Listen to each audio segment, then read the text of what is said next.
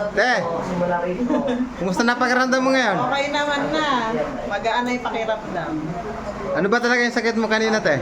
Ano yung pinagamot mo? Yung paglakad ko, Ano ba yung lakad mo kanina? mahina. Ngayon, okay na.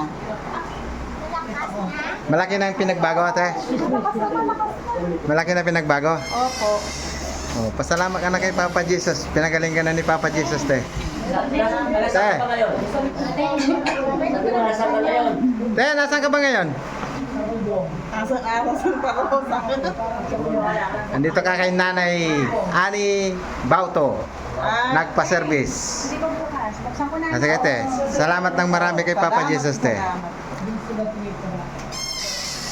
Sa'yo, gawin mo 15 to 20 na, wala ng 5. Pag kaya mo na parang alanganin, parang mabilis ka pa rin. Dagdagan mo ng 5. Bali magiging 10 na siya. 10 to 15.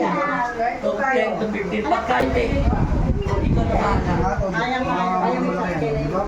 Kahit karating oras kinaya mo, di maganda yun. Para pagbalik mo, pitik-pitik na lang gagawin namin. Kasi i-adjust ka pa sa ganyan, i-adjust ka lahat. So, hindi ka na may stroke, basta bawasan mo ng stress. May follow-up check-up siya po. O, babalik pa rin doon eh. Ayan, te. Parang yan eh. Sige, parang ka na, bye-bye. Ete, paalam ka na. Abangan ang pagbabalik sa Asko mo, Guagua, Pampanga.